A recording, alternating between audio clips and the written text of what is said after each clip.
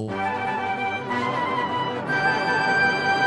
Welcome to Watch What Crappens. To get our videos as soon as they're released instead of waiting for a week, head over to our Patreon. That's also where you'll find our bonus episodes and our Discord community. We love you guys. Hello and welcome to Watch What Crappens, a podcast about all that crap on Bravo that we just love to talk about. I'm Ben Mandelker, and joining me today, Mr. Ronnie Karam. How are you, Ronnie? What's going on, buddy? What's going on with you today, baby? Well, I'm thrilled because we're talking Real Housewives of Miami, and this episode was so good and so hilarious. It was actually so good that I took myself over to social media and I proclaimed, first of all, I don't know if there's going to be a show that's going to be able to top Miami this year. Salt Lake City is going to be the strongest contender. We're going to see. Salt Lake obviously comes back in September, and Salt Lake City has been on a tear for several seasons, and they are pretty much the elite cast to beat on Bravo. But after watching last night's Miami episode, I'm like, this is going to be a hard one to top. Miami is like batting 1,000. They are having an excellent season, and I don't know. And so then I went and I ranked all my favorite shows of the year so far. So I really went into a tizzy. Wow, you had quite a day. I literally ranked every single Bravo show of 2025 so far. And I said, this is my favorite from top to bottom. And actually what I discovered was that like the majority of the shows I really loved. Like Next Gen New York City wound up sort of like mid to low pack on the list. And people were like, you put it too low. And I'm like, actually, I loved Next Gen New York City. I just loved everything this year on Bravo for the most part. I mean, I loved Southern Charm. A lot of people didn't love Southern Charm. I loved Southern Charm. I loved Beverly Hills. I loved it all. I loved this. I love the pocket. I love the seam. Everything. Well, I love it. I love that you had that moment where you just gave love to everything. That's so good. You don't even need drugs to do that kind of shit, you know? That's been on a sober night. You know I'm drunk or something when I'm like, you know what? Here's everything that I love. I just wanted to take a moment to appreciate everything that I love. You can do that shit sober, you know? I love it. Yeah, I don't know, but that's how good Miami was. It sort of like Miami was so good, it uncorked all my love for all the Bravo shows. And I think I put Miami as number one. Should I just pull it up at this point? Should I just say some of them? I won't go through the whole list. I mean, but I think I put Miami is definitely number one. I put as my number two. I said the Valley is number two. I think the Valley was really like, I think the Valley was really like appointment television. I'm putting Orange County as number three so far. This is, by the way, so far. It could all change by the end of the year. I think Orange County is having a great season so far. I'm really enjoying it. This is a little controversial. I put Beverly Hills as number four. Maybe I put that slightly too high. But I was like, at first it was lower, but then I was thinking back and I was like, I had so much fun with Sutton and her mom and Dorit losing her mind and Dorit yelling at Kyle. There was like a lot of joy that I had at watching that season. Southern Hospitality, I put at number five. I think we've forgotten about it, but it had such a good season. And then Love Hotel, I almost wanted to put Love Hotel higher because I just loved Love Hotel. And then it goes on from there. I won't go through all of it. And you guys can just make a guess of what my last one is on the list. But so I just love the McBee dynasty. God, somebody over there doesn't enjoy a dribble door. One of the best shows of all time. You know, it's so funny how your hatred of that show makes me like it so much more. I don't know what it is about it, but I think it's so fun. Listen, and I feel like the listeners really like you hating something too, because it's just not your general vibe. So I think the biggest compliment we get on that show is that you hate it so much. It's a lot of comments like, wow, Ben hates this. I love it. I normally am a Bravo apologist. Like if I like something, I will just like it and be like, no, it's great, even when it starts to decline. Yeah. So it is nice to just outright hate something. But I love that you love it. Like I genuinely love that you love it. And then it's fun. But anywho, we're not here to talk about that. We're here to talk about Miami. As a reminder, We have tonight, there's going to be Crappy Hour, where we are going to be talking about the latest headlines and goss on Bravo. We always have fun with that. That's going to be at 5:30 on the West Coast and 8:30 on the East Coast, and then you can just figure out your time zones if you're not in those. And then also we're on Patreon. We have bonus episodes. Last week we had a really, really fun bonus episode where we told tales of our youth.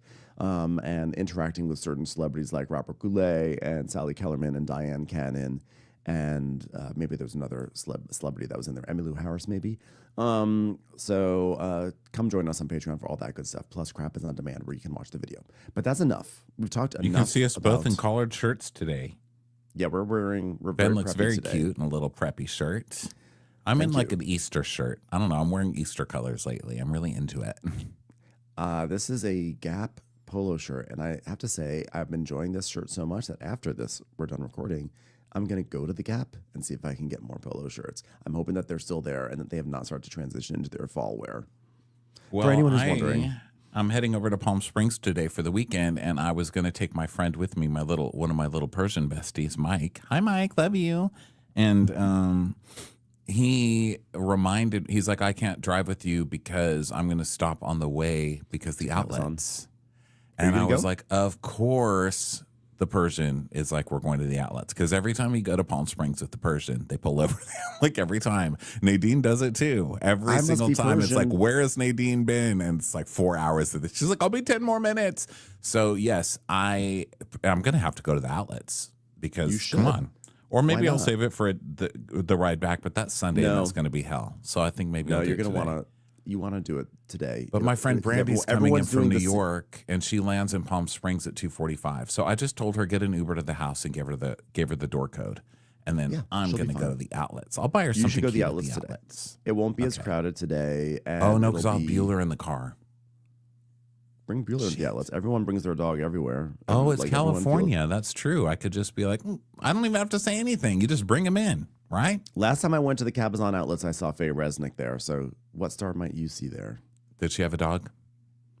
No, she was with an older man, and they were walking along, and she was wearing a cowboy hat. And I thought, wow. Oh, God. Fucking Kyle friends of Kyle. They're just all in their cowboy era. Yeah. No, definitely go to the outlets today because everyone is thinking that they're going to go to the outlets on the way back, and it's packed on Sundays. So all right, do it today. We're going to the outlets today, baby. Yes. Yeah. Okay, I hope he doesn't poop. Something cute. If people can take their dogs to Whole Foods, I can take my dog to the Old Navy outlet. And that's it. All right, let's get on with it. So I can go because now I'm excited to go to the outlets. I know we really should be podcasting because you actually are trying to get to Palm. You're actually trying to go on vacation right now for your birthday weekend, and I'm yammering about. And here's my top 10 favorite commercials I saw on Bravo last night. That's not yammering. Come on, that's worth it. I wanted to hear it, and know I don't go on the social enough, so it was good to hear it. This was on Blue Sky. I don't think you're even on Blue Sky, so you probably wouldn't have even seen it anyway. No, I'm not on I Blue sort Sky. of have like different content on different platforms I'm discovering. Oh, really? So follow him on everything, everybody. If you want to see the same picture for 3 months at a time, you can follow me because that's all I put. I do a lot of board game content on Blue Sky. I feel like I'm oddly self-conscious about my board game content because I feel like liberals more into board games than other people? No, I just feel like me tweeting about board games on Twitter, people are just gonna be like, what? But for some reason, Blue Sky, I haven't it's a new persona I can establish, so I mainly do that. But then I randomly threw in this like top 10 Bravo something or another. Let's talk about Miami. This episode was so fucking good, so hilarious. Season 7, episode 12, Uncivil in Seville. So here we are at a restaurant. Larsa fighting because Lisa is taking calls about needing to find a notary. And it's very upsetting to everybody. Everybody's very upset with Lisa in this episode. And it's so funny to me because I just think Lisa's so nice. Like, Lisa never does anything to anybody. So she's late. Who cares? Just leave without her. I mean, I don't understand how it's it's making everybody this fucking crazy. And then even Stephanie whips out her plane again. Like, well, we're going to decide who's going to ride my plane. No one wants to. Fuck you and your old man balls plane, okay? I don't care about you and your draggy old man nuts plane. Shut up about that plane. can't. Stephanie's starting to wear on me a little bit. I'm not going to lie. I've been a fan of her all season. I think that she's been a great casting choice. I've been really enjoying her being obnoxious, but she is starting to wear on me a bit. And I think that her using this airplane like a kid bringing a toy to school and then like being able to use that and have a power trip of who gets to play with a toy is getting a little annoying to me. It is hilarious, but it's annoying. And I'm also getting annoyed with her laughing in her confessionals, thinking that everything she says is so damn funny. And I say this as someone who laughs at his own stupid jokes on a podcast. Literally, that's all we do is sit here and laugh at ourselves all day. Like right now, I just laughed at. I just did it. But that being said, wait, no, Lisa would drive me nuts. Okay, because I think her constant disrespect of being extremely tardy is actually, I think that's rude. So she may be a nice person. She may be nice to talk to. She's a brat. I'm sorry. It has to be acknowledged, and not a fun brat like Charlie XCX. She's a full-on brat, and it's enough. I mean, look, I get it. I'm not saying that being late is, cute or okay, or that I love it, because we all know I will leave your ass if you're late. But the punishment doesn't seem to fit the crime, is all I'm saying. Like, she gets in her own way. I mean, she was late to this trip. She had to take a train. She had to carry her own luggage. She had to do all this shit. And she's still late. Like, she's never going to learn. It's just who she is. So, you know what? I don't understand why everybody needs to be like, oh, my God, should we disinvite? Okay, I'm getting ahead. I'm getting ahead of myself. Well, the disinvite had nothing to do with her being late. It literally did, though. Stephanie was like, I don't want her on my plane. Oh, well, she eventually used that as an excuse, but we'll get into this stupidity. Yeah. I think Stephanie just wanted to create like a power dynamic where like, oh no, you might get kicked off the 22-minute flight. I think that's what she wanted to do. She did not sincerely care about whether or not she was on the plane. Okay, so we're back at the restaurant where we left off last week, where Larsa was getting mad at Lisa because Jody was texting her, and Larsa's like, I don't need this shit in my life, like. And she tells us, so Jody texts me, he texts me, and like I'm trying to like let it go and like and all drop, and but you seem to like not want to. This is what he says. He says, I'm trying to let it all go and drop it all, but like you seem to not want to, and let this fight go like. And like, I just want to let this fight go. Like, but we've been trying to do so. And I said, I never in my life said anything rude to you, like ever, like.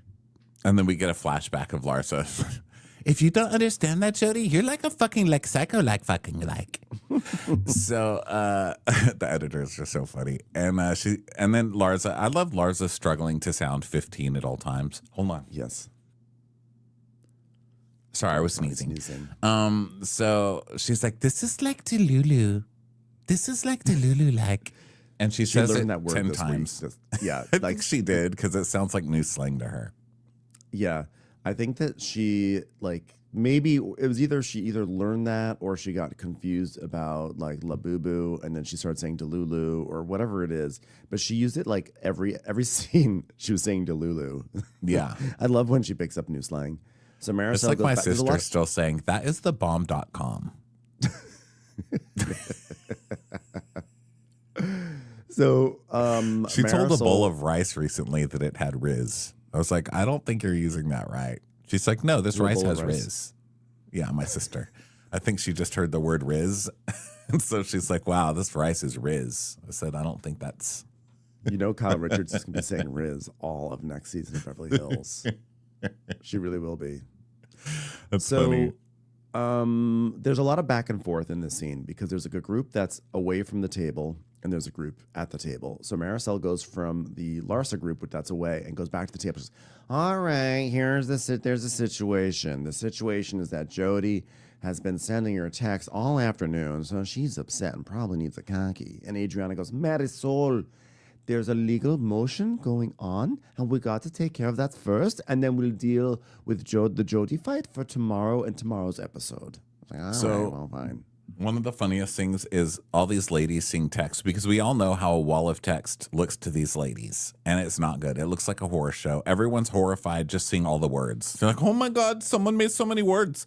Like you see Alexa looking at it, she's just blinking like, no, no, No. I'm like, you guys aren't even reading it. I don't even think it said anything that bad, you know? From what we've heard, it didn't say anything bad. It's like, please stop fighting. Please stop fighting. I think you guys don't really understand.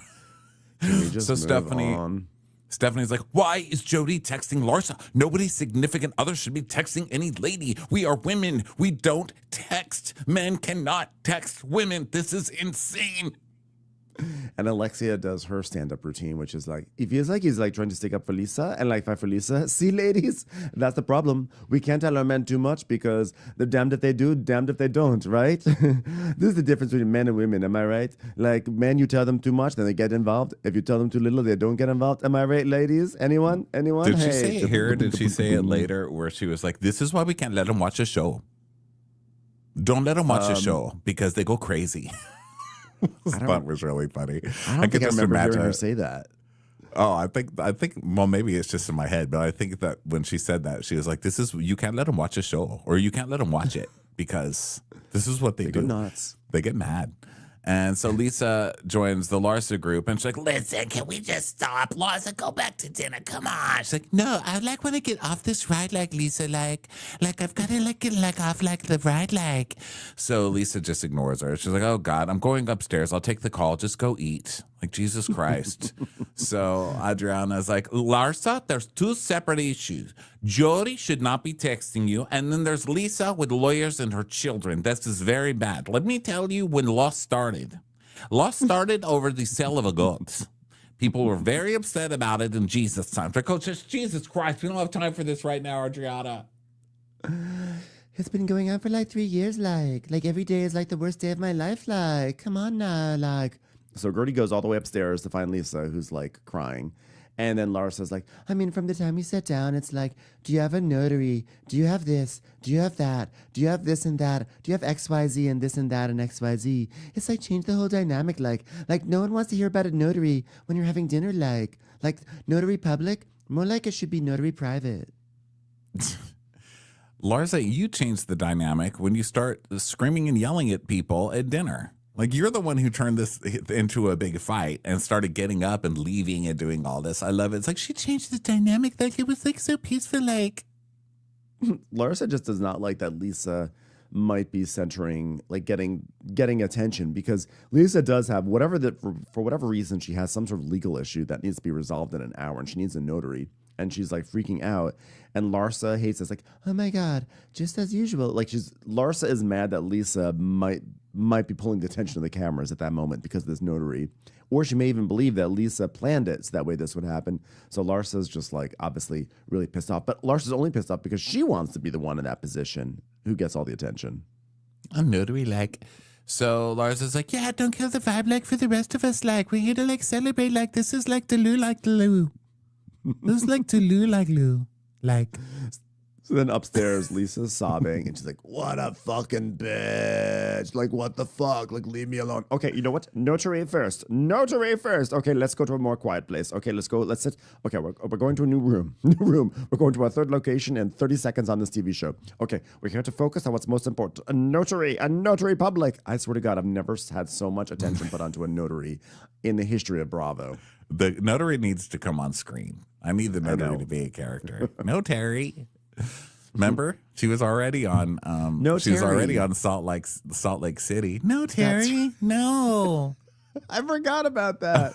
We need to have Terry, Terry show up on this show. No, Terry. Oh yeah, listen here, Lisa. You think you're gonna have dinner? This ain't no time for dinner. I'm no Terry, and it's time to get some shit signed. Have a seat. You've got 1 hour. You better get this signed before appetizers come or you're screwed. No, Terry, no. No, Terry's such a bitch. So Gertie's like, oh my God, things are stressful. Here comes Gertie. Gertie is going to solve this. Okay, what do we got to do? Let's get a game plan. Okay? You've got a notary. We got to sign that first. The second thing we're going to do, we're going to eat something. Okay? You got that? Okay, you feel better? Me too. Me too. We got this. We got it. My darling, this is a walk in the park to other situations that I've been in the midst of, such as a groom saying no at the altar. That's right, everyone. A groom saying no at the altar. Easy. I could do this in my sleep. Goodified. So, and this is how I handled it at the wedding. The groom has said no at the altar. The groom has said no at the altar. Get the bride's texts, put them on a screen, and embarrass the bitch, all right? The groom is paying for this wedding. All right, he's paying for 75% of it. All right, let's embarrass the groom, too. Do something embarrassing to the groom, too, okay? By the way, is my headshot still above the bride and the groom where they're supposed to be standing? Okay, great. Great. I just feel like I'm paralyzed like a cat, like a scaredy cat. Oh, paralyzed like a cat. That old chestnut. You know, when you feel paralyzed like a cat, cats are known for being paralyzed. You know, when I think of a cat, I don't think of something that's nimble and moves quickly and can get everywhere all at once. I think of something that's just paralyzed. Paralyzed. Like a scaredy cat. Help me. I'm paralyzed. Paralyzed.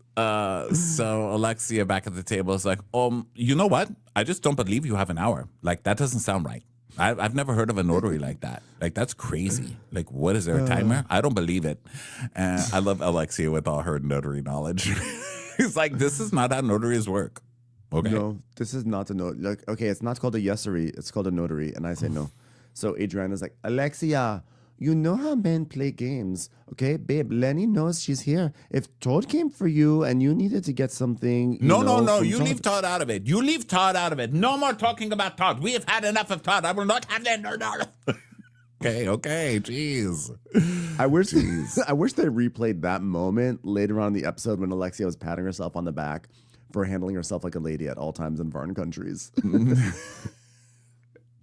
She's like, leave him out of it, por favor. We're not talking about Todd anymore. Por favor. Yeah, if this is all going on, Lisa's about to leave her kids, then why is Jody sending you texts? I mean, why isn't he helping her?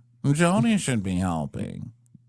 Meanwhile, Jody is on the phone with Lisa. So Gertie gets on the phone. She's like, okay, Jody, it's Gertie. Hi. Do you have any text messages from the notary? Can we put them up on the screen? No? Okay. Jody, tell me everything. Tell me what has to be done right now. I'm on it. Gertie is on it. Do you need bouquets? Does the notary need bouquets? I can get them there in a second. What about a cake? Do you need table arrangement? Do you need a seating chart? What does the notary need? I will provide it. Jody, before we do anything else, I need you to know this. The groom has left the bride. The groom has left the bride. He's like, oh, Jody, Lisa. Do you see a DJ? Do you see the DJ, Jody? Do you need a DJ? Do you need a band? Band or DJ? Which do you prefer? Past apps or no past apps? We're doing buffet? Buffet table service? What do you need, Jody? Just tell me. I see an actor, I think, from Roseanne. Oh, no, they sent the wrong DJ again. God, they keep sending him. Lisa, I think you have until 5 p.m. Eastern, and that's an hour and 3 minutes from now, okay? There's a girl named Giselle. She's an online notary. Remember her? Oh, yeah. Yeah, I remember with that. We used Giselle before. Yeah, you did it before. You just got to go to a computer. Oh, no, a computer. How am I going to find a computer in an hour and 3 minutes? You can use your phone. Okay, I got a phone. Okay, I can do that. Lisa, don't get yourself wrapped up in these fights, okay? Okay? I mean, I'll show you the text messages. And Gertie's like, Gertie, Gertie. Clean the laugh. Copy. Okay, Jody, listen, with Larsa, don't even engage any longer. Forget her number, okay? Don't text her directly. It's not a good look, Jody. It's not a good look, Jody, okay? Next time you think of texting Larsa, go into the room for some AC. Are we still using that? Go to the room for some AC, Jody. Oh, I'm having some right now. Look, no, I just really need Lisa to make sure she gets this notary public, okay? That's all I want right now for Lisa. Exactly. That's my focus as well. Exactly. Meeting adjourned. We did it. Hold on. Stay on the phone for 1 more minute while I nod consistently. Eagle has landed. Exactly. Eagle has landed. Exactly. Eagle has landed. So the other women are ordering, and Adriana Gertie was so intense in this scene. I just have to applaud Gertie for her being like, we are going to figure this out. Notary, got it. Lisa, you heard that? Notary? Okay, great. You're not going to text the girls no more? Okay, great. We got it. All right, everybody. Let's hold hands. Let's say a prayer. We're going to do this. We're going to get out on the field. We're going to find the groom. We're going to drag him back by his ankles and say, you don't leave a wedding. You show up at a divorce like everybody else. Okay? Got it. Lisa needs that, though, because if she's on her own, she starts to spiral. She needs someone to come in and take care of her because, again, she's kind of like a little brat. So Adriana is announcing that she went to Mass today because I'm sensitive. I can't deal with this anymore. And Larsa just looks at her, goes, in her like angry, her true Larsa voice, she goes, Adriana, just go to the corner and cry. And she's like, but why? It's like, all you do is make excuses for someone else's bad behavior. She's like, I'm not making excuses. I'm saying I can't take it anymore. I had to go to mass and I had to make tears, okay? What kind of mass you have to go to? Like mass murder? Like, get out of here. Nobody believes you, Adriana. Like, no, I'm telling you, when people hurt, I feel it. I feel it right here in my heart. Your heart is on the other side, stupid. Still. Adriana always like, I mean, when I think of an empath, I'm like, oh, it's Adriana. She's the one. She's the one who feels people's emotions. She's like, well, she's definitely got a path in her personality, that's for sure. Yeah. Yeah. She's like, I do not appreciate when people who gang up on someone. I've been there myself and it didn't feel good. I'm like, you're the one who's always trying to get people to your side so that way you can lead a gang up on someone every single season. Yeah. So Julia's like, you know what would make everybody feel better if we made kisses? I will kiss everybody. oh, sit down with your fucking junior high girls making out thing. Yeah, sit down. Stupid. No one needs to see you giving away your free makeouts with everybody. Gross. Sit down. So Lisa finishes up with whatever she needs to do, and she's like, this is a major life moment. Okay, I'm getting divorced, and I'm on a girls' trip at a dinner with a crazy lady yelling at me and making it about her. And I'm just like grateful to have two of my friends there for me. I'm like, but was this the divorce? I don't think this was the divorce signing. That's the problem with Lisa, is that she's like, this is such a major event. I'm getting divorced. I'm like, but you've been getting divorced for years now. And there is no expiration date on Lenny trauma. There is none, but like you can't make every time you sign a document be like a moment that you need to have like a celebration. Okay, like when you get to the big one where it's the last document, that's when you can party. The final document party. Yeah. So Lisa, Adriana, and Gertie come back to the table, and Marisol's like, Monkey, everything solved? She's like, everything solved. Okay, let's just have a little chit chat. Okay, what's the problem? What's the problem? Well, why don't you like tell me what the problem is like? I don't know. I've been dealing with legal stuff. It's been very difficult. But your boyfriend like is texting me like things like he shouldn't like be texting me like. So like, well, what were they? I couldn't read it. It was like really hard, but it was a lot. It hurt my feelings. Yeah. So Lisa is like, well, everyone, all of America, this is the harassing text message that Jody sent to Larsa. Larsa, stop. I don't want this fight. You can't point at the sky and tell me it's not blue. You actually can. It's not blue, especially at sunset. Okay, stupid. Anyway, the texts continue. Listen, I don't want to argue with you. Clearly, we're not on the same page. What fight? Have a good night. Then Jody responded, we don't need to be on the same page. It's in the past if you let it go. Yeah. So, nothing too inflammatory. No, nothing too inflammatory. But, you know, it is a guy texting the woman in a fight. But Lisa does have a point later where she's like, well, she keeps bringing up his name on TV. So, I don't know. But I still think in general, like a housewives rule, the guy shouldn't get involved.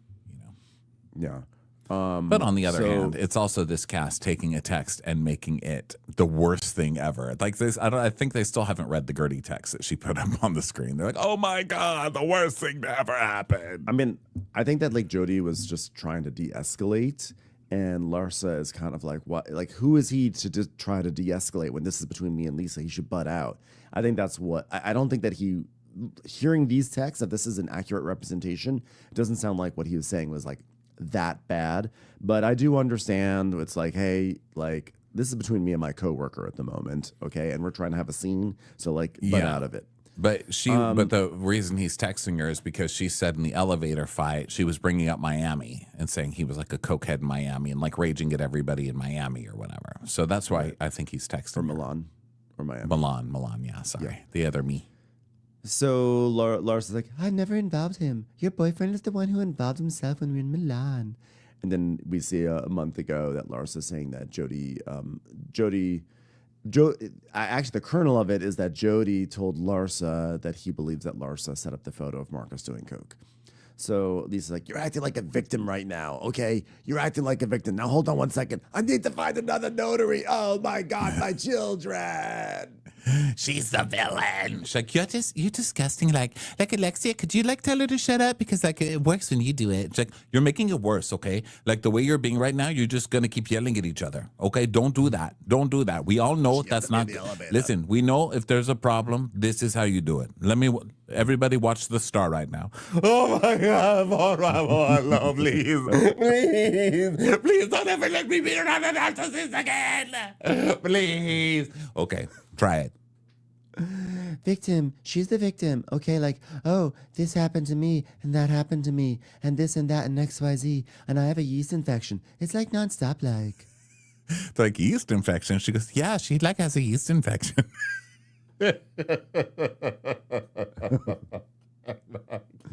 Lisa, Marisol's like, yeah, sorry, man. Monk, I saw you taking notes, by the way. You're taking notes. She's like, yeah, well, I take notes like a student. The names that she called me a groupie. Can you believe it? And so Stephanie's like, do you take notes about me? Do you talk about my private jet? Do you talk about how wealthy I am? Do you talk about the Shojai group? Do you give us good publicity? Do you give us a good write-up, or do you have a good review? No, not yet. Listen, I take notes because of my divorce. I've learned you got to take notes about everything. I mean, look, here's all the things she called me. A groupie. I forgot. I forgot the other ones. You see? I also said you had a yeast infection about 2 minutes ago. Hold on. I forgot that. I'm going to write that down. Hold on. Yeast and wait a minute. I made a sick burn about notary private instead of notary public. Oh, okay. Hold on. Let me write that one down. Okay. Hey, that was mean. And Kiki's like, no, you don't do that when you're having conversations with your friends. And she goes, yeah, it's smart. You guys should all take notes. First of all, why is Lisa getting shit for wanting to take notes? The person you guys should be giving shit to is Yolanda Foster, who taught Erica Jane how to take notes. That's how this all started in Housewives Land. And it's also very good advice, because Yolanda told Erica to do it because of reunions. You go to the reunion and then suddenly everybody's giving you all this crap and you don't remember what was said and it was edited a certain way. So Yolanda told her, when you leave the set and there was a fight or something, you need to write it all down so you can remember in the argument. And that's what Erica does. And I think it's very smart. It's very smart housewives behavior. Yeah, the problem is that Lisa's doing it actively in front of them, and I think that's where it feels wrong, because it's like there's a stenographer right there. Like Marisol said last week, what am I, a stenographer?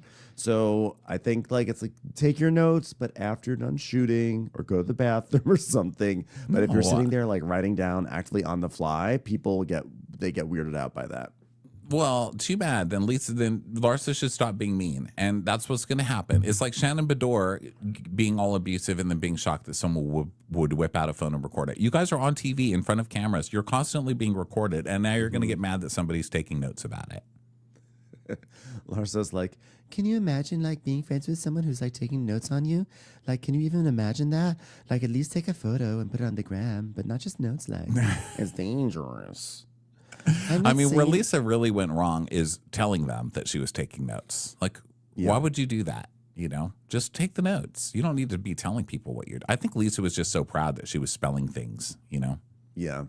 Well, I and Alexia saying how it's all scary. She's like, it's very scary. It's very scary. So Larsa says, I'm not sitting in a court of law where you have to take notes on our conversations. Can she even spell dumb? D-M-U-B? Stupid Larsa. I love that that's the biggest word she could come up with.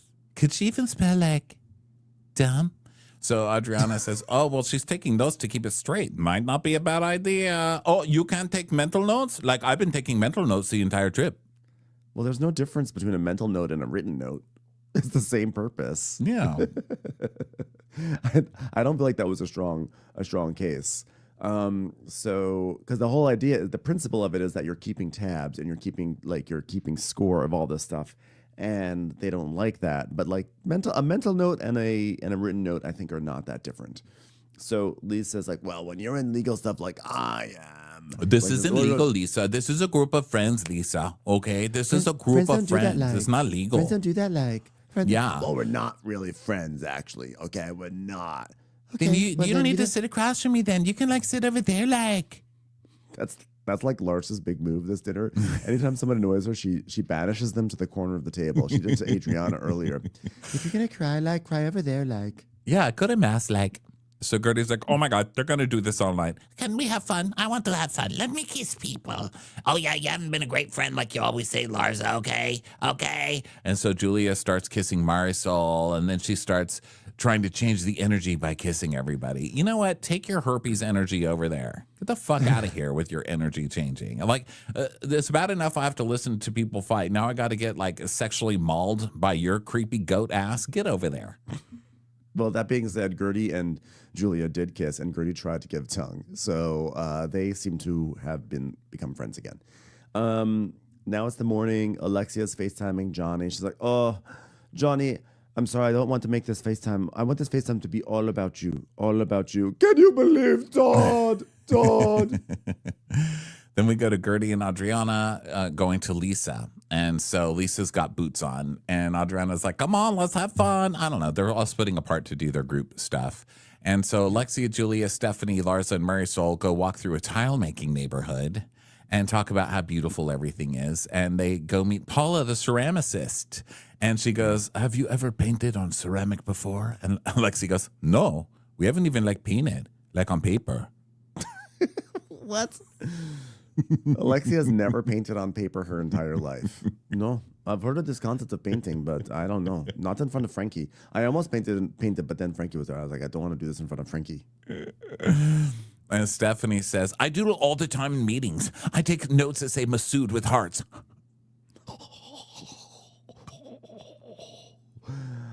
Jackson, by the way, my new adopted son Jackson made a Picasso painting on my truck with a rock.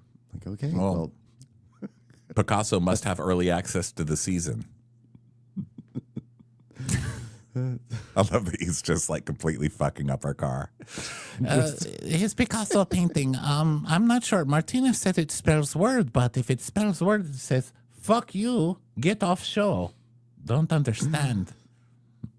Martina's like, well, I guess it's open season. And she starts dipping tennis balls in paint and banging them against her truck. What are you doing to my truck? Everyone, it is not canvas. So Alexia tells Marisol, please don't paint what you painted in the room yesterday. That was too much. And she's like, oh yeah, it was male genitalia, guys. It's been a while since I've talked about penises. I paint really good penises, everybody. I love them. So now they all take turns drawing penises. Julia's is horrifying. That's at first I was like, okay, whatever, because I think they did this on Potomac once, where they all had to draw vaginas or something like that. But Julia's, what was funny is that Julia's like, what, you think a lesbian cannot draw penis? Let me do it. And she it's honestly such an easy shape to do, and hers was some weird bone. It was okay. The head of the penis, right, instead of being a circle or a mushroom, was split in two, like a double-headed dragon or something. And I was like, what kind of penis have you been with, girl? You had a double header? It was all strange. And she signed it too. She signed it oh, this is very accurate. I will sign it. I am artist now. What?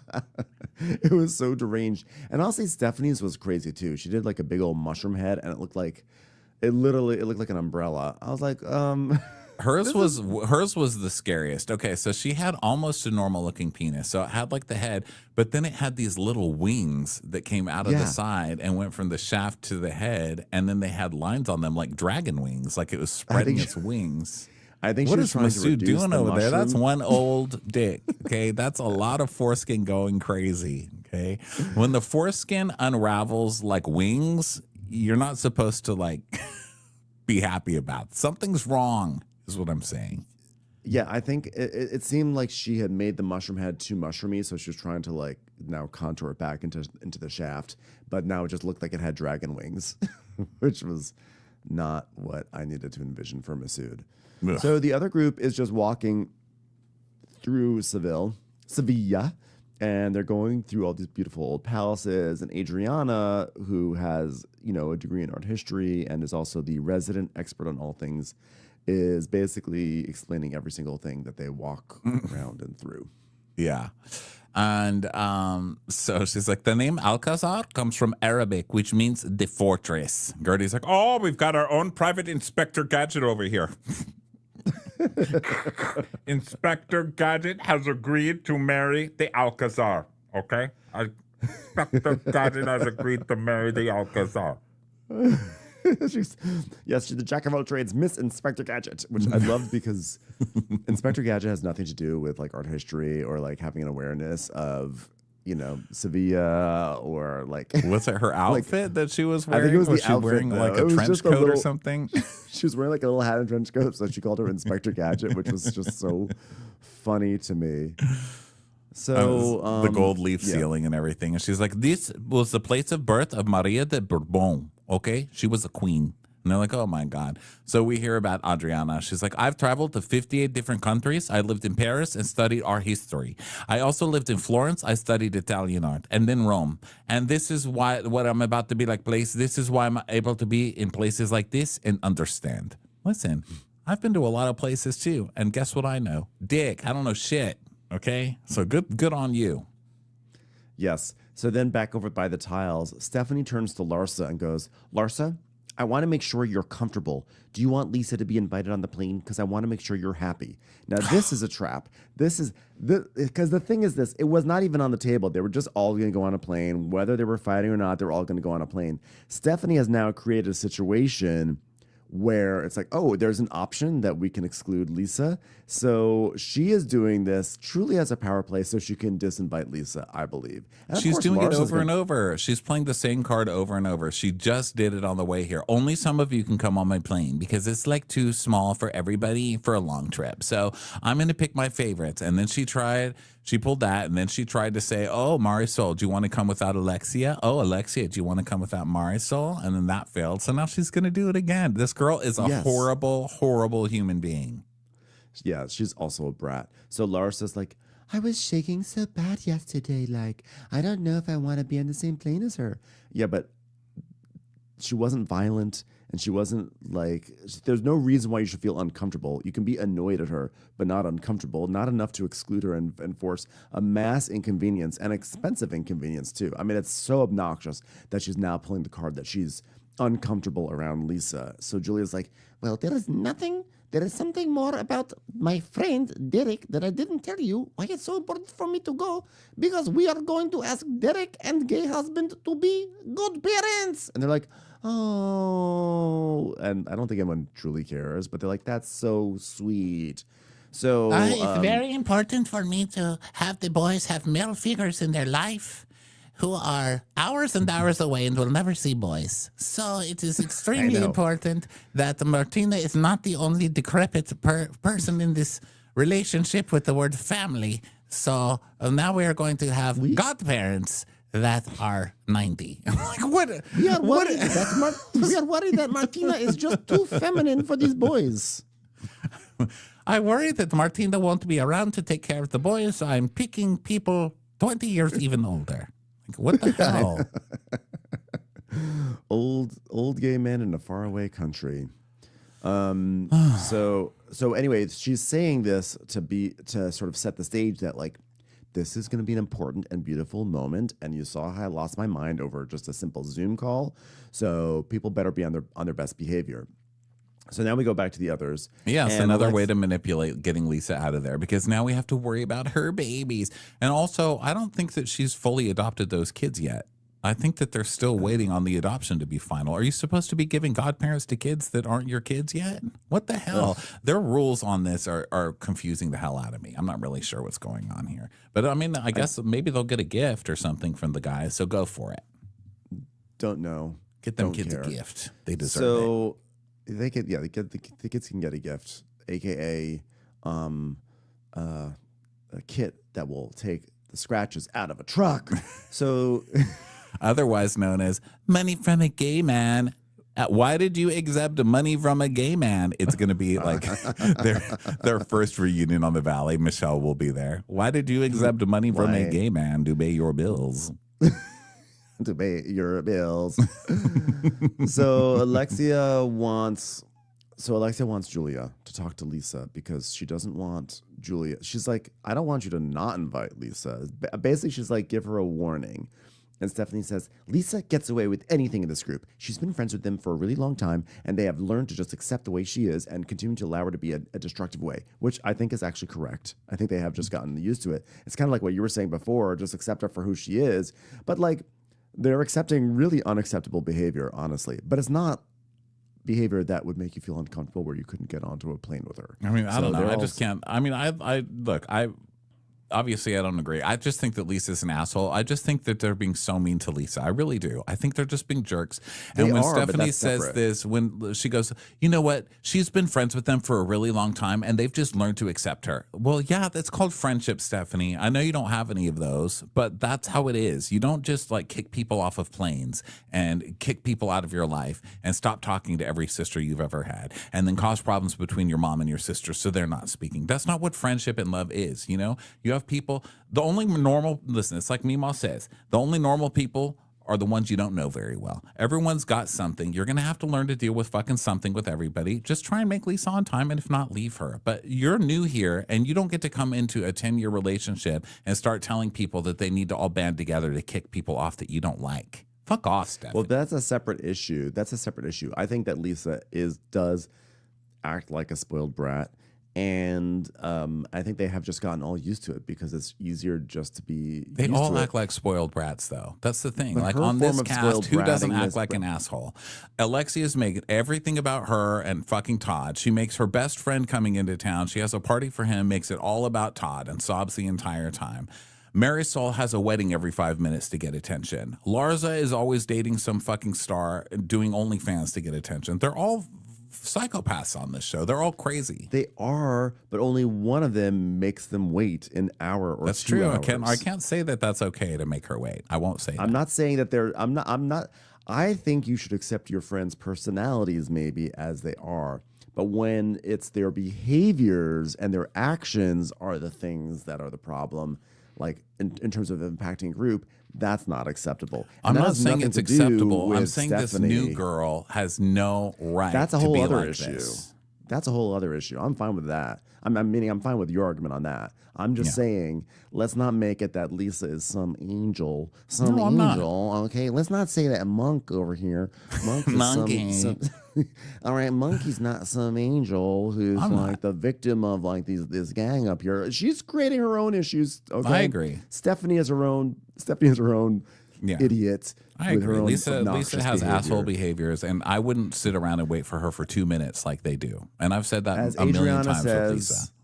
As Adriana says, there are two issues here, and that's the thing. Lisa being late over and over and over again should be called out and should be shamed, and by late, like really late, like really really late. And Stephanie, you brandishing her plane like a weapon, like me giving out Jolly Ranchers in the back of the school bus in 4th grade just to make friends. That is also shitty and stupid as well, and they can coexist.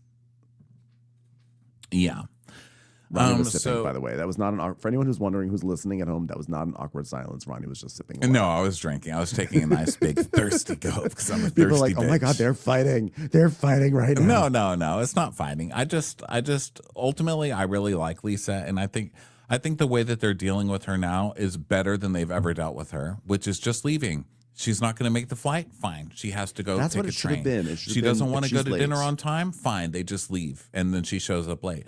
I just don't understand why they're doing that, and now they're so mad. It's like Lisa comes to dinner 2 hours late. Yes. Is it rude? Sure. And saying, Lisa, you're rude, I guess, is totally fine. But ultimately, like, why be so mad? It just seems like a waste of time to me. But you know what? I also understand that I'm repeating myself over and over again, and I don't need to do that either. See, I'm becoming crazy like these people. I want to address something.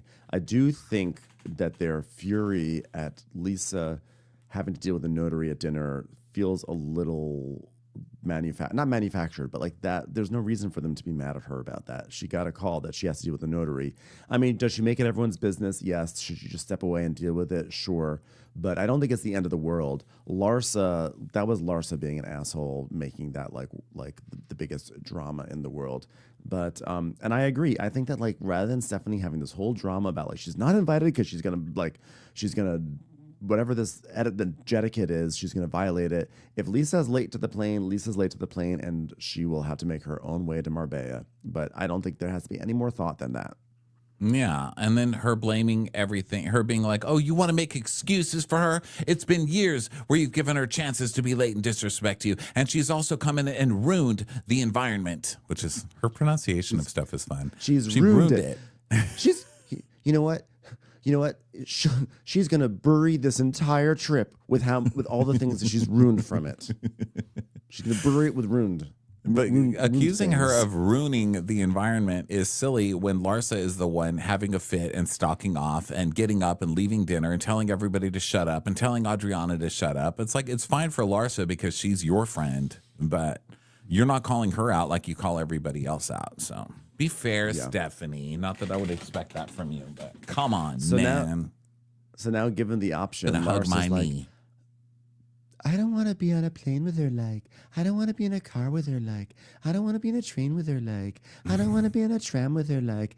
I don't want to be on a tandem bike with her, like. I don't want to be on a skateboard with her, like. I don't want to be on anything with her, like. Okay, well, you know what? The good news is the plane ride's only 22 minutes. So that's the good news, everyone. Is she saying the good news is you guys can all deal because it's only 22 minutes? Or is she saying the good news is it'll be easy for Lisa because it's only 22 minutes? Not that inconvenient. Yeah, she's just saying you only have to deal with her 22 minutes. Shut up. So Stephanie's like, everyone knows there's such a thing as jetiquette. It's etiquette on a jet, for those of you who didn't know. But Lisa's always like, figure out the pun. And I already think that rule number 1 of jetiquette, she's going to break it.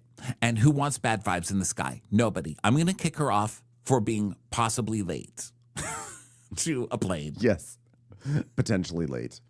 So Larsa's like, I'm in a situation, you're in a situation where you're with someone that's taking notes and sending them to someone who doesn't give a shit about you guys. Like, wait, who's she sending the notes to? Jody? Is that what she's saying? Alexia's like, something's going on with her. Lisa was never like this. It's like, I don't know, is she like going through a divorce or something? Like something's going on with her. It's crazy. Lisa would never take a note. This is like crazy. Like she never even took them in school. That's why she got in trouble. And Marisol says, it's like she's thinking more now or something. I mean, all the wheels are spinning. I mean, it's disgusting. Who needs a thinking Lisa? This is terrible. This is where evolution goes wrong. Okay? People like Lisa weren't meant to think, monkey. Okay? The expression is monkey see, monkey do, not monkey see, monkey think. We've all seen what happens when monkeys start to think. I saw Planet of the Apes. James Franco is dead. He's dead now. What would happen if Lisa takes over this planet? It'd be terrible. We got to get her to stop thinking. I don't want to get sued. I like my money.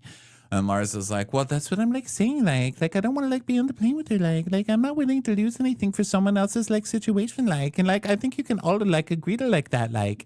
Okay, now you guys are making it that they're suing you. No one is suing you. She's saying that you called her name so she can remember to call you out at the reunion for all the names you called her. Okay, and we've seen Lisa at reunions, and we see why she needs to take notes because Lisa at a reunion will be like, "You were mean to me. How?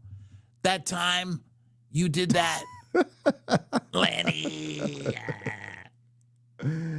So other group, Lisa's saying, this is the first time I've been on a trip. Okay, this is the first time on the trip, this whole trip, that I've been in the moment. I have had so much personal stuff going on, and I have to say, the lawsuits have taken up so much of my time. I'm like, are you really in the moment? Because you're talking about the lawsuits actively right now while you're describing how you're in the moment. Do you know how hard it was being in Bali with lawyers? It was so difficult. It was the hardest vacation I've ever been on. I haven't had a break, guys. Guys, Logan has been asking us to fix the relationship, and I just feel like I'm crumbling. So Kiki's like, well, I don't feel like it's okay for somebody's boyfriend to be calling another person in the group. She's like, well, she started it. I mean, she literally said his name, so it was about him. So yes, I told him. And Kiki's saying, it's bad enough that Jody's texting the women, but it's the amount of Texases, and it's not right. So Lisa's how do you say it? Texts. Me too. I say texts. Not Texases, but the women on the show have been saying Texas. Texties. And that pops up every now and then. Yeah, people say it differently. Housewives Texas. especially say texties, I think, or Texas. Texas. Texas. Texas. That's what they say. It's kind of like Texas, but Texas. So back at the tile making, Julia is says that she and Marisol are going to talk to Lisa. They're going to have a conversation with her. And Lexi's like, oh, well, you know what? She doesn't like people telling her what to do. She's like Peter, an artist. Doesn't like people telling him what to do. Julia's like, well, I don't like it either. She's like, but Larsa's been telling her literally since June, like, Lisa, please, you're my friend. You're following Marcus, and you know what he's done to me and my family. And she just doesn't want to do it because Larsa's telling her what to do, So then we go back to the other group. And Adriana, this episode, through 75% of this episode, is looking very sane. And I'm having moments where I'm I'm really appreciating Adriana. We sort of forget she's so smart.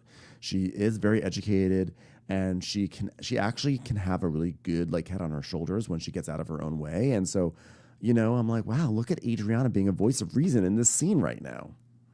Yeah, I know. It's always funny. This show tricks us all the time. So Gertie is like, listen, I know you're not ready to unfollow Marcus, and it's so stupid, but the factor is it's escalated everything. You have to unfollow Marcus. But she's been so aggressive. No, she's not going to tell me what to do. Adriana, you're the voice of seasons. What do you think? It's the voice of reason. Hold on, let me write that down. Write it down. Reason, that's a good one. I like that. Makes more sense. I love reasons. They're so good in cereal. No, that's raisins. Okay, let me write that down. Let me write that down.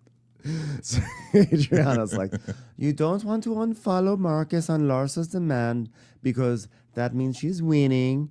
At the same time, I feel like you're empowering her because she's using that to run the whole group against you.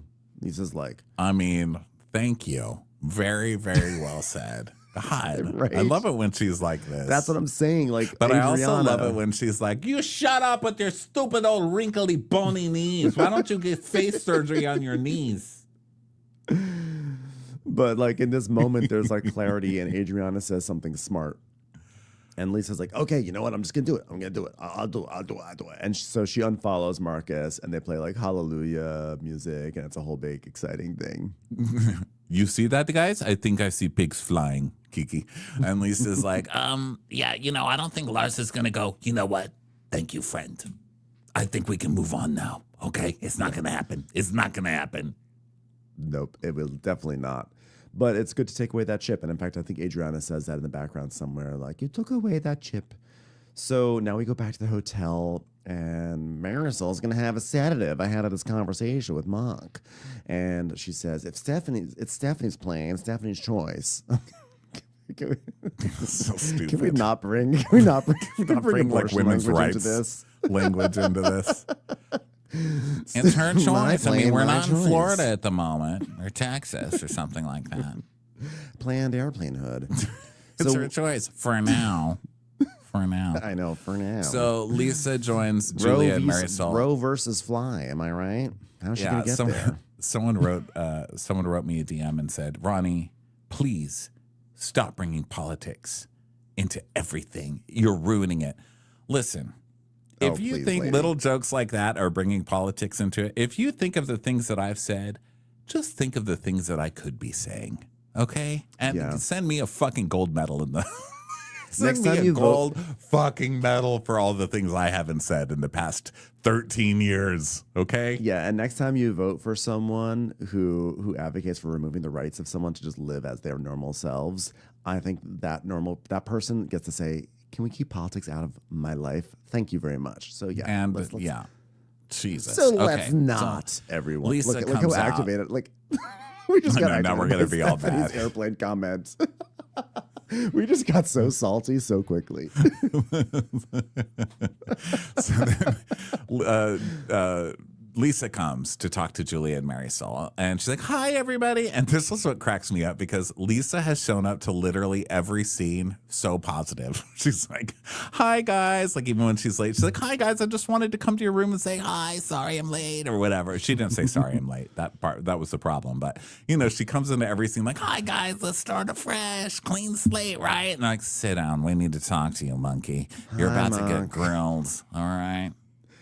I'm so mad at Marisol because her stupid nicknames have invaded my life. I hear, I'll be walking around, I'll hear, hey, Keeks, I'll be, hey, Monk. And New York Times just came out with a new game called Pips. And like all I can hear is Pips. Pips. Who wants Hey, to play Pips. Pips? Oh, it's Pips. I tell Bueller that. Pips. It doesn't even make any sense. So I say, hey, Pips. I hate this because it means that Marisol is no longer the forgettable whatever on this show. Like she actually, like officially now has a place in my heart. It makes me so mad. Me too. This is the first. Well, I think it started last year, and I think it's super interesting because she was just so boring and lame. And I think I went over this last week, but she was so terrible the first run of the show. The second show, she came back as a carbon copy of her mother. Like she was just trying too hard to have all the jokes and the props and and she spent a couple of years doing that, and she's really gotten the hang of it. I think she's really good now. I think she's actually found her exact lane and her exact vibe. Like she is like, I don't know. Like I get annoyed sometimes that she does have these lines that she's like, I won't sit there. I'm not going on this party if Adriana's there. She always has this simmering feud with Adriana. But yeah, I don't know. The fact that I'm going around being like Pamps and you're going around going Pamps. It's crazy, right? I'm having a weird year with that, though. I don't know. It's one of those things where I don't know if they're changing or if I'm changing. But I noticed, like, I like her now, which is uncomfortable for me because she's made me crazy for so many years. And I noticed that in the preview of Salt Lake City, I was like, oh, my God, Bronwyn. They're being so mean to Bronwyn. I don't like that. Like, I'm feeling defensive over, like, protective over Bronwyn, which is super weird because she makes me crazy. I'm loving Heather Dubrow on OC. Yeah. I mean, what's next? Am I going to become a Kyle stan on Real Housewives of Beverly Hills? What's happening to me? Fan. Yeah, it could all happen. Well, Pips. Okay, Monk, get on over here. Get on. I'm going to be like, Ben, you know who's really changed for the better? Shep. What a good person. Just love him. Love him now. Admittedly, of all those people, Shep is like the least of the ones I think that you detest, right? Oh no, I detest him Kyle, the most. Really? You detest him more than Kyle Richards? And the men on Southern Charm I detest more probably than anybody combined on all of these shows. Kyle just makes me crazy, you know? I would probably hang out with Kyle in real life. I'd probably like her in real life. I would hang out with all of them. That's the saddest part. I would hang out with literally everyone on Bravo. I would run from most of them. That's what I've learned is that they're all fun. So, because they're also like crazy. They're all psychos. Yeah, and they're they all know psycho. how to be fun. And I am at the end of the day, I'm a fan. You know, when we do this podcast, I like to be like, I'm a commentator, but the truth is I'm a fan. So that's what we are. Monk, come on, sit over here, Monk. Come on, sit over here, Monk. Okay, we have Marbella, and we are going on Stephanie's jet. It is short flight, and we are going to see my friends Derek and Jeffs. And it's extra special because we're going to ask them to be goats. We're going to say, can you transition into goats? And then you can come to my farm, and I can take care of you. And they hopefully will say yes. That's so special. I can't wait to be there for that. I'm going to be there for that. I can't wait. So we're leaving at 5 p.m., right? 10 a.m. Okay, 4 p.m. 10 a.m. All right, I'll be there at 6. Well, I'll be on my best behavior if that's what I'm here for, because she already knows. She already knows mom and dad or mom and mom have like been like, okay, Lisa, we know like you're in housewives mode. Tomorrow you have to be in like human being in the real world mode. These are non-reality stars and they're important. So be on good behavior tomorrow. Yeah, well, I love hearing that because they're very important people. Okay, they're goats. And so they're godparents. And Marisol's like, all right, Monkey, you got to put your phone away because everyone's very uncomfortable about the note taking. I can't put my phone away. I got kids. All right, well, here's what we're going to do. We're going to have a basket on the jet. And when we get to the house, there's a basket for the phone. So we're going to put our phones in the basket, all right? Because people don't want you to be able to take notes there. You can have your phone back and take notes after. But I won't remember after. That's why you can have it after. Do you understand, Monkey? Are you guys making the rules for everyone else? Yes, of course. We all have to do that. She's like, but I can't do that. Here's the problem, Monk. Okay, the note taking is everyone on high alert. Okay, we got to de-escalate. We got to get down to go from orange to yellow. Maybe we can even get to green again. But like right now, we're in red, situation red. One thing a real housewife cannot stand is someone holding them accountable for things they actually said, Monkey. We're very, very uncomfortable with that. Okay. listen, a lot of these women have sold exclusives to People magazine, and we can't have someone else writing an article about them, and that includes you, Monk, okay? You got to put the phone away. But I'm only taking notes on Larsa because she likes to twist things and lie. Like, I have to keep it straight. How am I going to remember things? One day, you take on Larsa. Next time, you take on me.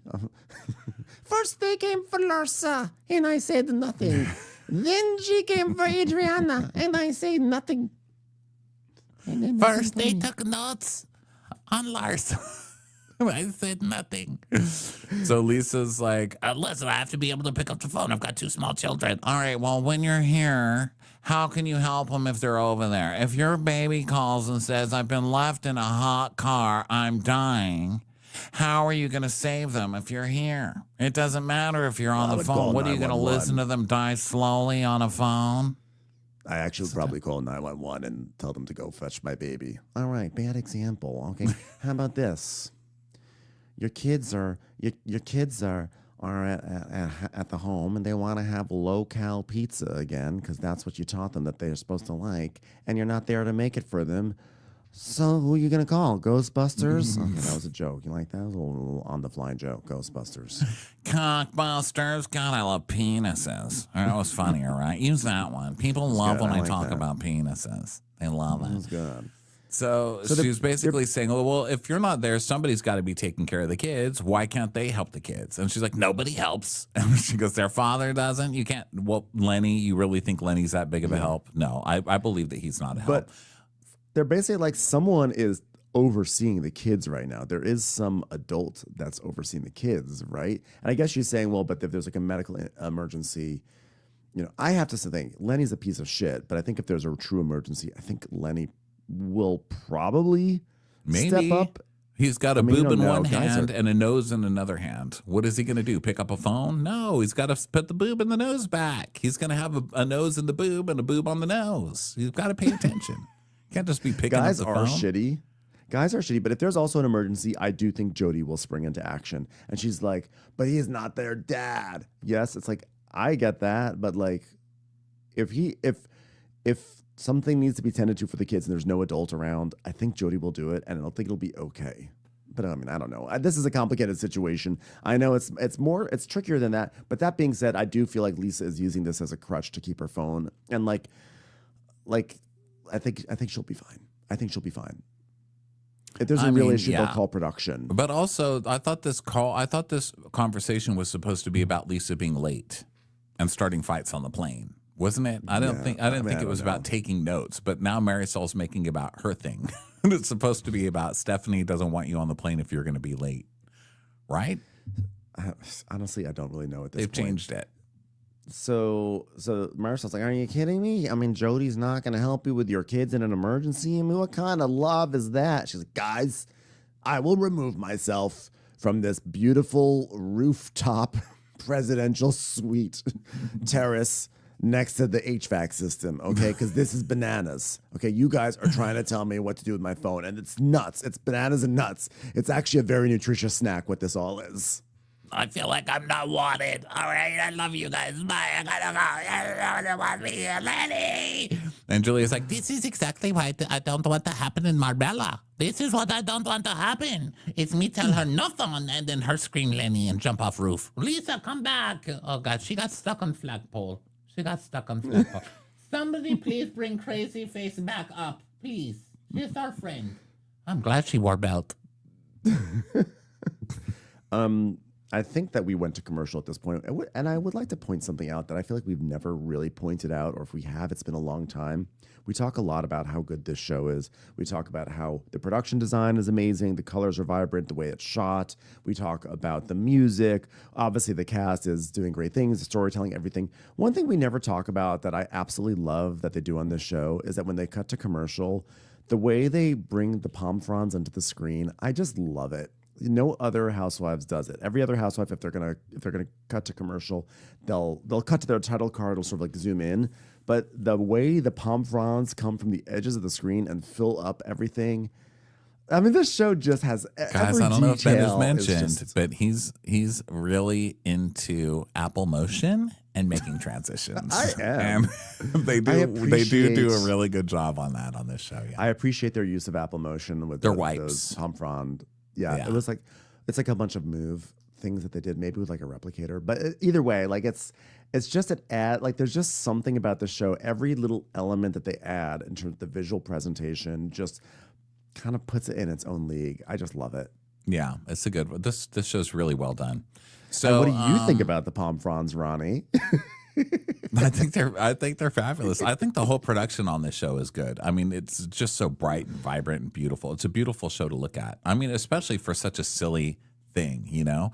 It's like I love that they're taking such a silly thing and putting such art into it, because it's really rare that you see that on these shows. And well, it's not completely rare. I mean, I think they do a really good job on Salt Lake City with the music and how they've made that so original. I like how all the different companies are making, trying to make things so unique. Yeah, they're trying to really jazz it up. Yeah. Now it's nighttime. Everyone's in glam. And by everyone's in glam, I mean, I think only Larsa has a makeup person, maybe Lisa. Everyone else just doing their own makeup. And Adriana comes into Gertie's room with no makeup on. And Gertie's like, "What? You have no makeup on? Look at this. There's nothing. I'm not your makeup artist. What is ridiculous?" 10 minutes she goes, later. "You do it." She goes, "You do it for me." She goes, "I'm not a makeup artist," but she does it anyway. And she goes, "Oh my God, we're very different looking. I don't know that we're going to have the same kind of thing." And Adriana goes, "It's okay. I like to look dark." And Gertie just looks at the camera like, "Okay, like, what the fuck?" That won't be the last time you're giving that look, Gertie, tonight. Yeah, when she said that was so. Just the way that Gertie looked at the camera was so funny. So now they all meet downstairs, and Marisol's like, "Kinks, I'm missing today, Kinks." And then they're all Kiki. What did she do? She has something on the back of her phone that she's using the thing that I used to use. Do you remember when we started doing Crappy Hour and I couldn't get my phone?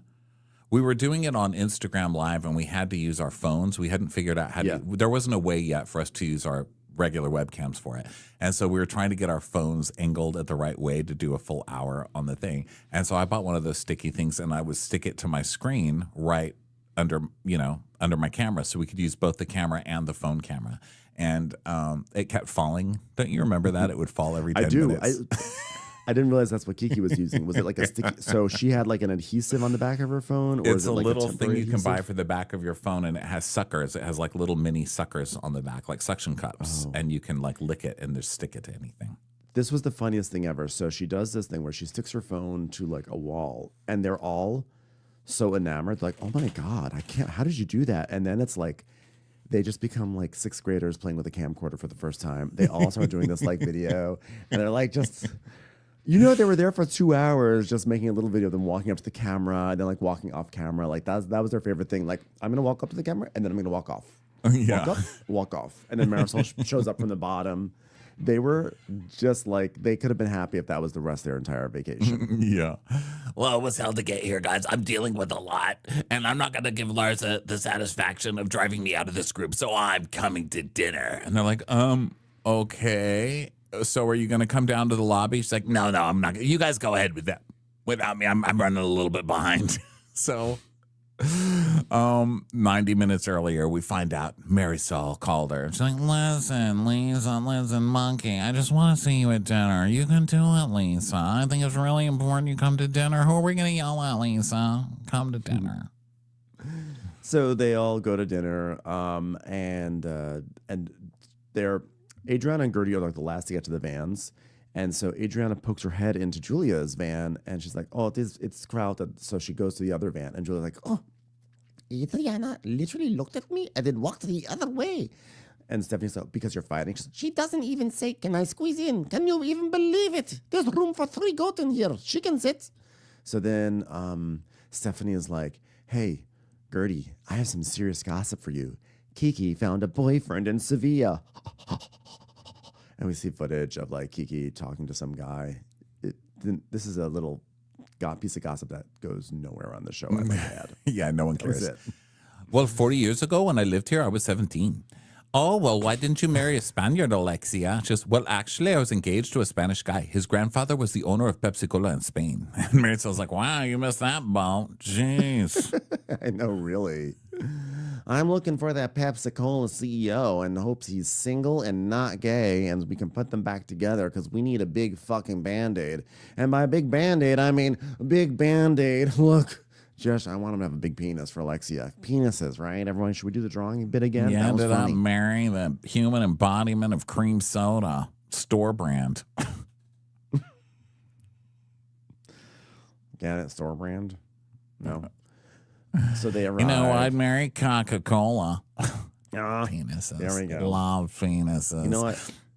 I love orange soda. I would also marry Sun-Coxed soda. Get it? Capri Suns, all right? It's not a soda, but, you know, it's got a bag. What? You know, what about seven cock? Just... So everybody comes to dinner, and except Lisa, of course. And Marisol's like, I need to just sit somewhere I can kick Alexia under the table. Oh, Julia and Marisol are hosting, and they decided when we come back to the hotel, we're going to meet up with Lisa. Okay. Yeah, well, I said to her, here's a caveat. And she said, what's that? And I said, you know, the caveat. And she said, can I eat it? I said, no, that's a carrot. And then she wrote it down. I was very, very upset. Okay. She thought I was talking about a fast casual place called Kava. I don't even know what that is. But you have to put your phone in a basket when you get on the plane, and then you have to put your phone in a basket when you get to the house. You have to put the basket in a larger basket, and then put that basket in a suitcase, and send that suitcase to the first basket, and then the other basket back there. Do a lot of basket stuff. She couldn't follow it all. She was trying to write down, bless her heart. Her pen ran out of ink, and she started to cry. It was a tough conversation. By the way, she decided to unfollow Marcus right in front of us. She did it right in front of us, everybody. I'm so proud of her. And Marisol's like, oh, thank God, baby Jesus. Oh. Well, we're so, like, past that even. Like, I mean, like, Adriana, that's, like, the bare, like, minimum, like, I don't even, like, care about that, like. Adriana, I didn't know we were going to announce it because we all made a pact that we weren't going to announce that, Adriana.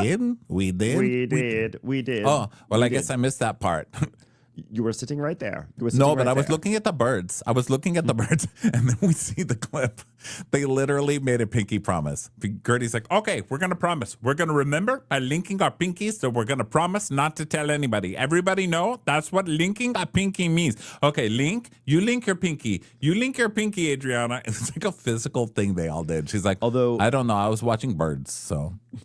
Actually, but when you watch it, you see that, like, Lisa, Gertie, and Kiki do the pinky thing, and Adriana's just sitting there sort of zoning out, and they're like, Adriana, and they pull her hand into it. So I think that she just was not paying attention. Like, I think she was truthfully looking at the birds. That's so funny. But either way, it's so funny. So she does that. So then meanwhile, Lisa comes in, like, va-va-boom. I mean, she looks great. I mean, she has this outfit on, and she's like, yeah, I'm going to dinner. So she comes in. They're all. She would have been there half an hour earlier if they didn't take a whole setup on the street to watch her walk slowly across the street, across the crosswalk. You know, they did that 10 times for traffic to not be in the crosswalk. But they're all eating their entrees, and she walks in. I'm like, wait, they're at their entrees, and you're walking in during their entrees. I'm sorry, that's just so rude and inappropriate. Like, that's ridiculous. So Larsa goes, who shows up 2 hours late and acts like everything's okay, like? And then the caption says, only 1 hour late, as if it's like, oh, only 1 hour, no big deal. 1 hour late to a dinner. Guess where she lives? She lives in a place called Luland, like. She's like Luland.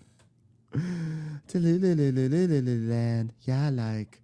She's French yoga pants, Delulu.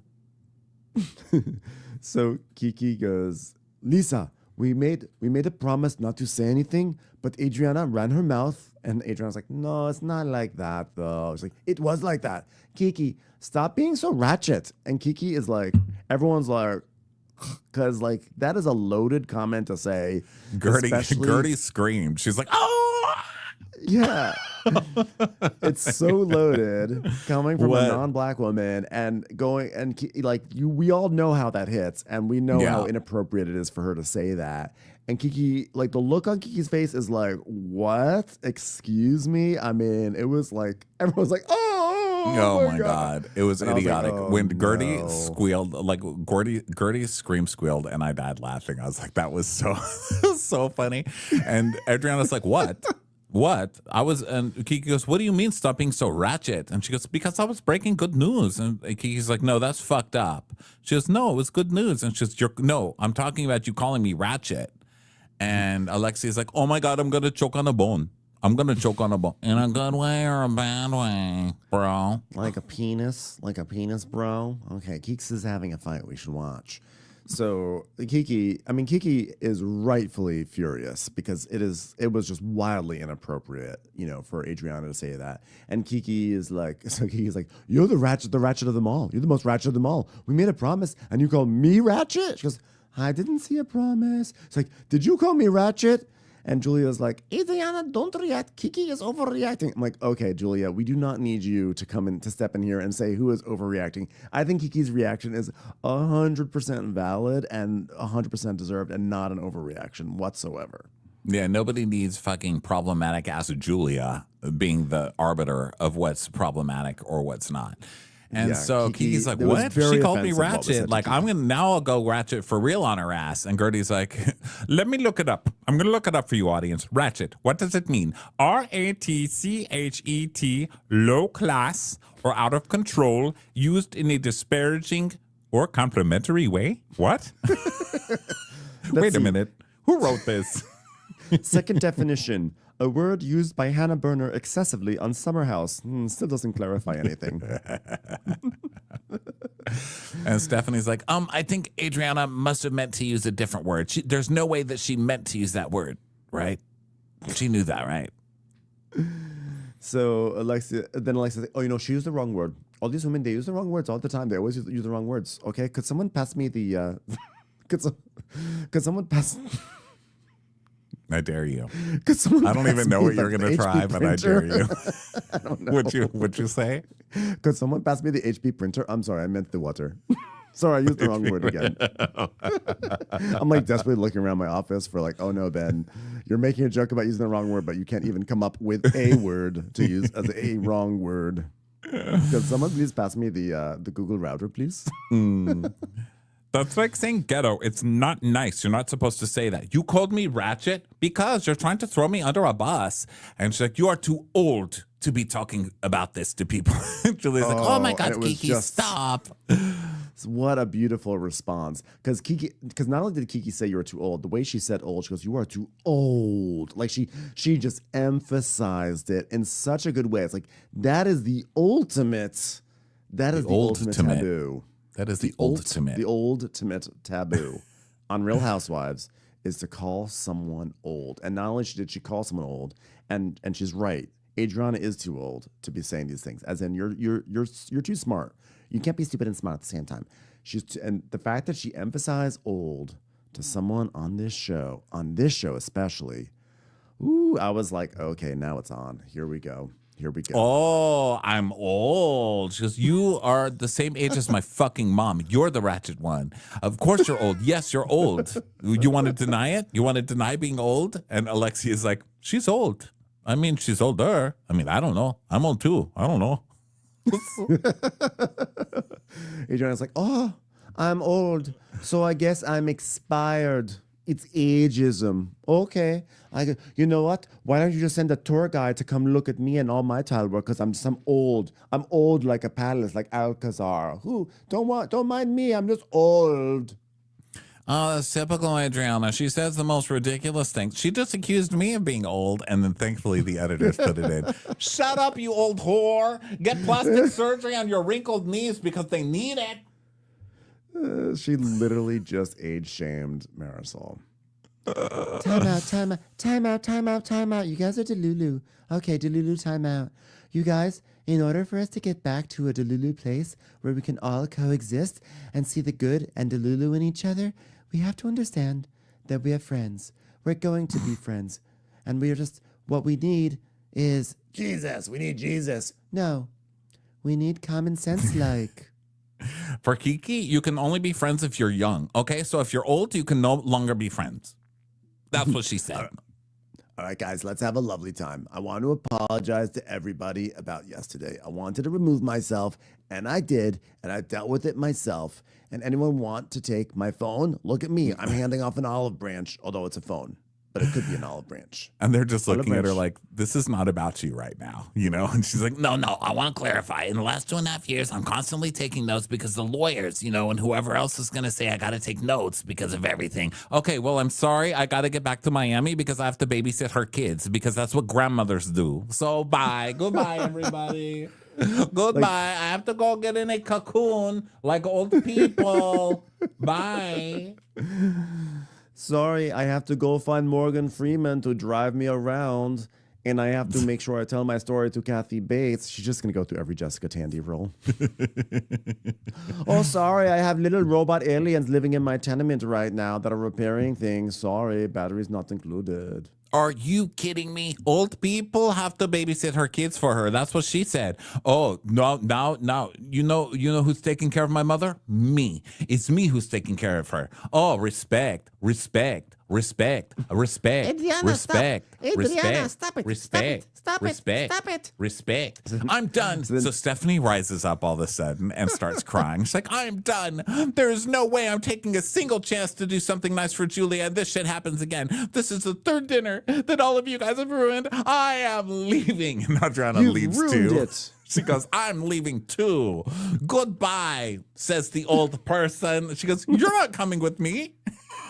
She's like, this is my scene. She's like, no. I loved how she turned to Adriana. I was like, no, you're not coming with me. This is my storm out, not your storm out too. We are not allies in this. You sit down. I'm leaving. She's like, well, I got to go babysit her kids so she can party. Seven is like, no, I'm not going with you.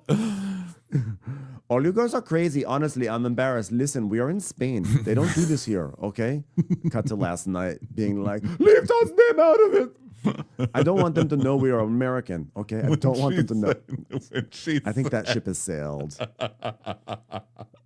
I don't want them to know we're American the way I died. The camera crews and the screaming all night was a little bit of a tip-off. So funny. So she gets up to leave with Marisol. Now they're walking out with them. So Lisa is like, oh, sorry, other tables, sorry. And she goes up to this teenage guy. She's like, sorry. Okay, everybody, drinks on the... I guess the house. I don't know. Am I the house? I'm not paying for that. They're paying for that, right? The restaurant will get it. She's like, sorry, guys, for making a scene. And then as she walks away, she trips and falls over and almost falls on her face. She's like, have that chair removed. That chair got in my way. And watching her trip, she trips in such a funny way. I watched it like 5 different times. She's like, it's like... It was like some weird, like Super Mario skidding or something like that. It was impressive because she tripped, but she caught herself on her stiletto heel and then was like wobbling and like somehow managed to like wobble it back straight. I mean, that's talent. Oh God, it was so funny. So down by the vans, so now you have all the people who stormed out, but not Adriana. Adriana tried to storm out with the group, but I don't know where, did Adriana wind up staying with the table because she did not get to be part of the storm out van. So we have Marisol, and she's like, well, tonight escalated because of Keeks and Adriana. I mean, Lisa, Lisa and you, Larsa, because Larsa's with them too. She's like, Lisa and you, Larsa, were moving forward, I thought. It's like, oh, but it's always something. It's always something. And then Stephanie is in the way back of this van, and she's claustrophobic, and she's like, guys, I'm getting claustrophobic in here. Are we going to move or what? Like, I can't do this anymore. I'm getting claustrophobic. She's so ridiculous. So now she's crying. Nothing happened to Stephanie. Nothing. She's just trying to take everybody else's shit. It was so funny. So now they get back to the hotel, and Stephanie's crying, and she's like, no, I'm good. We can't just take some and leave other people on the plane, and then, oh, now what am I supposed to do? Who am I supposed to kick off? So now we have to watch Stephanie cry to decide who she's going to kick off of her old man ball plane. Yeah. And Marisol's like, oh, God, it was so embarrassing. I mean, at least Lisa, last night she kept a normal tone, but those two are just absolutely disgusting. I really actually thought it was offensive that, like, it became a discussion of like, wow, Kiki and Adriana were so loud and terrible. Because I feel like Kiki was it was really offensive what Adriana said. And I think Kiki was allowed to have an emotional moment. And the fact that they're kind of like making it that like both Kiki and Adriana were out of control. Adriana was out of control. Adriana was wrong here, and Kiki was reacting. And I just don't think that Kiki should have been lumped into this like. Well, Kiki was also yelling at the restaurant. I mean, I think that Kiki but they all were. Alexia was yelling the night before. Well, that's the thing. That's any of these ladies acting like the other ones are not behaving and they're so embarrassed is hilarious because they all act like assholes in public. They're always screaming at each other in public. It's not the first time this has happened. So them acting like, oh my God, I can't believe she would do. I mean, we just saw it with Gertie this season when Gertie gets water thrown all over her, but Gertie's the asshole. You know? Yeah, like, exactly. And I just feel like Kiki had of all the outbursts that we saw over the past two nights of dinners, Kiki's I felt was the one that was most earned because I think she had something that was said to her that was offensive. Yeah. I think it was just I just didn't like this whole vibe of like, oh, like she is as like the false equivalency of like, oh well, she and Adriana, they're both just being terrible. It's like, no, Kiki like had something terrible that was said to her. It was well, really yeah, not the right conversation what should have Adriana been like, Adriana is just throwing out like casually racist terms at somebody. Like, what the fuck? And that never even came up. Like nobody even said that.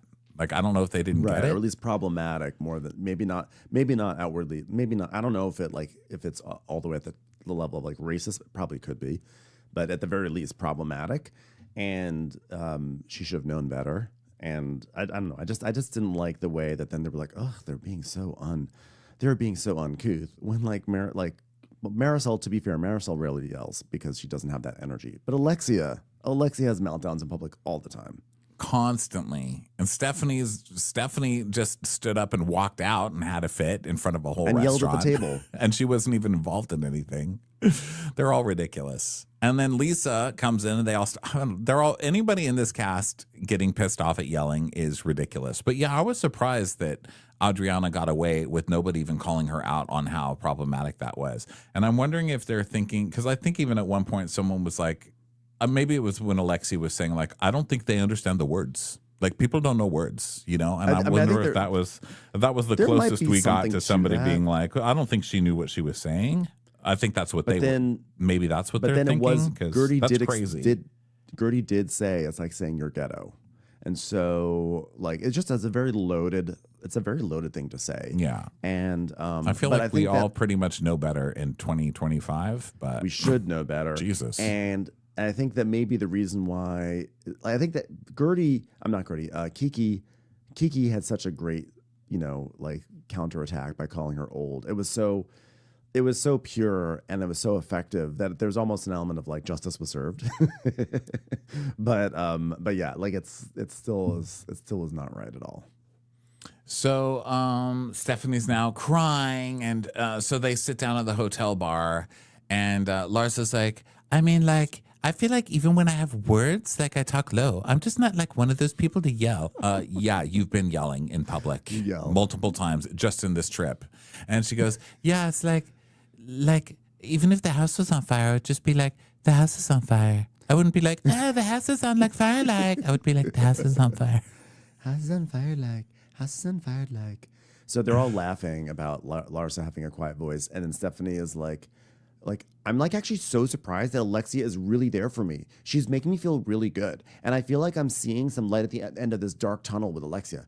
Making you feel good about what? Nothing happened to you. You stormed out of a dinner at the Real Housewives. She's crying and having a fit. And Alexia's like, oh, you know why you're crying? Because like you're not used to it. Like we're used to it, so we don't care. But like you're new, so like you don't know. But like this is how it gets, you know. And she's like, oh my God, she's like being so nice to me in my dark times. So then Stephanie starts coming up. She has all these papers they have to sign, I guess, to go on the plane. But she then decides that she is going to draw out a schematic where they're going to figure out the seating arrangements on the planes. That way no one has to sit next to anyone they don't want to. Of course, when she does this, she like yells across the entire hotel lobby to the receptionist, like, can I get a pencil? Instead of going up and getting a pencil like any normal human would do. So she sits there and she starts drawing out this map, and she is on such a power trip with this map, and she's like arranging. I can't even follow it. She's saying something about there's like a criminal seat. Is that where Adriana's gonna sit? Because there's different like sections of the plane, so they can cordon people off into different rooms, I think. So she's like, this is the criminal area, so someone will be alone back here, and then no one can, they can't start fights. So I think we should put there. And if they disrespect me for 22 minutes, they drive back. And Marisol's like, yeah, even I think this is a lot. I mean, she's taking this plane and using it as a weapon. And she goes, oh my, but we can put them in there because there's a door and it closes. There's a full door, like a door. We could just lock them in there. It's like a door. It's like a door. It's like a door. It's an actual door, guys. It's like, yes, we understand what a door is. I mean, the isolated seating area, it makes me feel like everyone's being punished, and it's just not sitting well with me. Pun intended, because we're talking about a seating chart, and I just don't want any part of it, although I will take full part of it. Yeah, while I say I don't want any part of it, I'm going to sit here and help with the seating chart and not say anything. So I'm going to stand against it. And she goes, and also, I don't want people wearing zippers on their clothes and cutting my seats. So we're going to have to do something about that, too.